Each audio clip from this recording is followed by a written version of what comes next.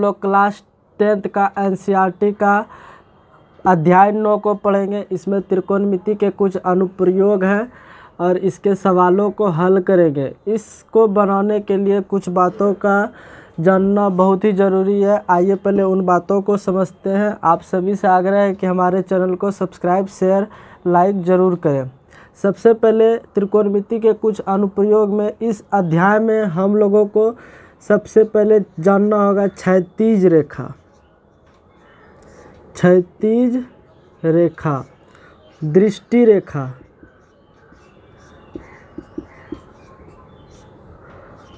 उन्नयन कोण,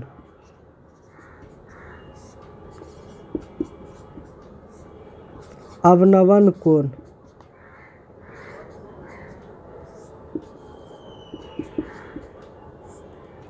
इन 4 चीज़ों को पहले समझेंगे, उसके बाद इसके आगे की बात करेंगे। क्षैतिज रेखा, दृष्टि रेखा, उन्नयन कोण, अवनवन कोण।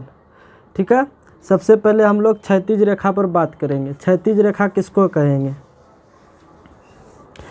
तो क्षैतिज रेखा माना कि कोई एक आदमी खड़ा है, वो यहाँ से आँख के सामने जो दिख रहा है वो क्षैतिज रेखा कहलाएगा। सरल शब्दों में इसको समझ सकते हैं। क्षैतिज रेखा, आँख के सामने वाली रेखा को क्षैतिज रेखा कहेंगे। क्षैतिज रेखा को माना जाए तो एक सरल रेखा होगा। सरल रेखा को ही दूसरे शब्दों में क्षैतिज रेखा भी कह सकते हैं। क्षैतिज रेखा, आँख के सामने वाली रेखा को क्षैतिज रेखा कहेंगे। माना कि कोई वस्तु को हम लोग आँख के सामने देख रहे हैं तो वो रेखा क्षैतिज रेखा कहलाएगी। ठीक है, क्षैतिज रेखा हो गया एक सरल रेखा जो आँख के जस्ट सामने हो। उसके बाद एक दृष्टि रेखा होगा। दृष्टि रेखा, दृष्टि रेखा, दृष्टि मतलब नज़र। जब किसी चीज़ को हम देखते हैं, मान लिया जाए यहाँ से कोई बच्चा एक शिखर को, ये शिखर है, शिखर या टावर जो कह लीजिए, ये टावर है और ये बच्चा है। दृष्टि रेखा, मान लिया जाए ये बच्चा उस शिखर के टावर को शिखर देख रहा है, तो शिखर देख रहा है तो ये बच्चा ये नीचे थोड़ी, ये ऊपर देखेगा शिखर की ओर। तो ये जो बच्चा यहाँ से यहाँ देख रहा है ये दृष्टि रेखा कहलाएगा। सरल शब्दों में इसको भी समझेंगे। दृष्टि रेखा वैसी रेखा को कहेंगे जो हम लोग उस चीज़ को देख रहे होते हैं, जिस चीज़ को देखेंगे वो लाइन दृष्टि रेखा कहलाएगा। क्या कहलाएगा? दृष्टि रेखा। बहुत ही साधारण शब्द वर्ड है, इस सबको समझना बहुत ही ज़रूरी है क्योंकि त्रिकोणमिति के अनुप्रयोग में इन सब चीज़ का बहुत ही आवश्यकता होगा। पहले इसलिए इस चीज़ को समझने की कोशिश करेंगे। दृष्टि रेखा, जब किसी चीज़ को हम देखते हैं तो वो हमारा दृष्टि रेखा होगा। ठीक है, अब बात आती है नया उन्नयन कोण। उन्नयन कोण किसको कहेंगे? उन्नयन कोण। इस अध्याय में बार बार उन्नयन कोण और अवनवन कोण का बात आएगा। तो उन्नयन कोण सबसे पहले सरल शब्दों में इसको भी दिमाग में रखना है कि उन्नयन कोण जब भी बनेगा नीचे बनेगा। ये कोण नीचे बनता है, नीचे बनता है। उन्नयन कोण कहाँ बनेगा? नीचे बनेगा। और अवनवन कोण, अवनवन कोण ऊपर बनेगा। ठीक है, अब ऊपर और नीचे कहाँ बनेगा? आखिर कैसा नीचे बनेगा और कैसा ऊपर बनेगा? आइए उस चीज़ को समझते हैं।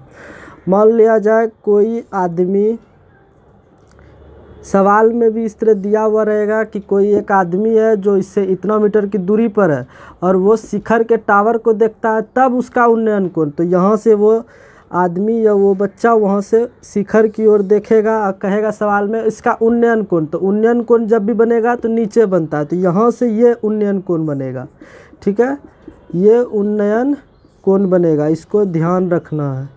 उन्नयन कोण जब भी बनेगा तो नीचे बनेगा, आधार पर बनता है। ठीक है, और अवनवन कोण, मान लिया जाए कोई एक आदमी, ये मान लिया जाए छत है।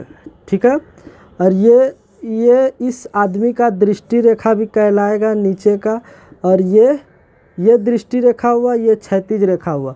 तो उन्नयन कोण हम लोग यहाँ लिख सकते हैं। उन्नयन कोण, उन्नयन कोण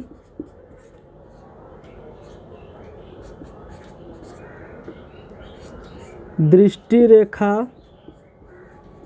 और क्षैतिज रेखा के बीच का कोण होगा, बीच का कोण होगा। तो क्षैतिज रेखा, ये क्षैतिज रेखा हुआ और ये दृष्टि रेखा, तो इस दोनों के बीच का होगा उन्नयन कोण। और अवनवन कोण ध्यान देंगे, अवनवन कोण ऊपर बनता है, ठीक है। मान लिया जाए कोई आदमी यहाँ पर खड़ा है, ये छत है, ठीक है। इस छत पर कोई आदमी खड़ा है, वो उस वस्तु की ये आदमी का ये क्षैतिज रेखा हुआ, ठीक है।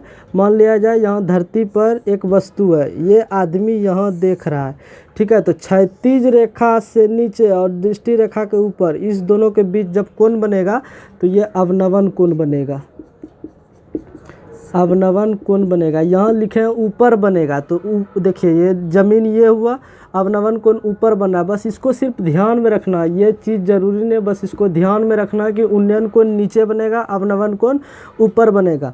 जब ये कोई एंगल दिया रहेगा तो हम लोग एकांतर कोण में पढ़े हैं कि ये कोण जब जितना रहेगा वो कोण भी उतना होगा, तो यहाँ जितना होगा तो ये भी उतना होगा। तो सवाल में अवनवन कोण दिया, कभी अवनवन कोण दिया रहेगा तो हम ये कोण से ये कोण ज्ञात कर सकते हैं, उसके बाद फार्मूला को पढ़ेंगे। उम्मीद करते हैं सबको दृष्टि रेखा, क्षैतिज रेखा, उन्नयन कोण और अवनवन कोण समझ में आ गया होगा। अब इसके आगे की बात करते हैं। इसमें एक और चीज़ आएगा, त्रिकोणमितीय अनुपात 6 गो होता है, उनके रेशियो को भी ध्यान में रखना होगा। जैसे साइन थीटा का, साइन थीटा होता है P/H, परपेंडिकुलर बाय हाइपोटेनस, ठीक है। यानी कि ये हो गया आपका क्या, लंब बटे कर्ण, इसको भी याद रखेंगे। Cos theta base by hypotenuse, आधार बटे कर्ण।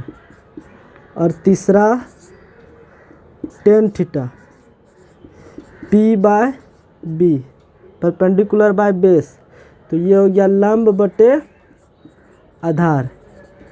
अब इसके अपोजिट को भी हम लोग लिख सकते हैं, लेकिन इसी तीनों से लगभग सवाल को सॉल्व करेंगे तो ठीक रहेगा। और इसका और अपोजिट भी होता है, इसको भी याद रखेंगे।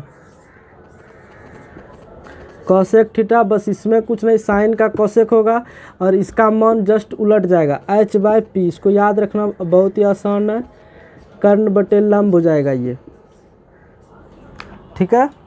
अब इसका उल्टा करेंगे, कॉस का सेक होगा, ये चौथा है। पाँचवा कॉस का सेक, सेक थीटा H/B, ये भी हो जाएगा कर्ण बटे, इसका उल्टा कर देंगे, ऊपर का नीचे, नीचे का ऊपर, आधार। अब इसका टेन का कॉट होगा, इस सबको याद रखना और भी आसान है। B/P, बेस बटे परपेंडिकुलर, तो ये हो गया आधार बटे लंब। इन सभी को याद रखना है, इन सभी को ज़्यादातर हम लोग इसी तीनों का यूज करते हैं, लेकिन ये भी यूज करेंगे तो कोई फ़र्क नहीं पड़ेगा सवाल में, ये सहूलियत होता है इससे बनाने में, लेकिन हमें याद रखना है छवो। इसी के आधार पर अध्याय 9 का प्रश्नावली 9.1 का सारा सवाल को हल करेंगे। उन्नयन कोण, दृष्टि रेखा, अवनवन कोण, उन्नयन कोण, ये सब को ध्यान में रखते हुए इसको याद रखेंगे। और ये बहुत ही आसान है, सवाल देखकर ही बनेगा, इसमें कोई बड़ी बात नहीं है। और इसके अलावा एक और चीज़ आता है, त्रिकोणमितीय मान। त्रिकोणमितीय मान को भी हम लोग याद रखेंगे, उसको लिखते हैं त्रिकोणमितीय मान को, उसको भी याद रखना है ताकि सवाल आसानी से सरल हो सके। आइए त्रिकोणमितीय मान को लिखते हैं। सबसे पहले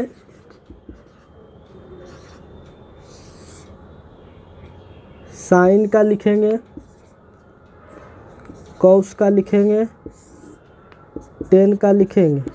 फिर इसका उल्टा, इसको याद रखने का तरीका भी आसान है, इसको भी समझेंगे। साइन का कॉसेक हो जाएगा, कॉस का सेक हो जाएगा, टेन का कॉट हो जाएगा।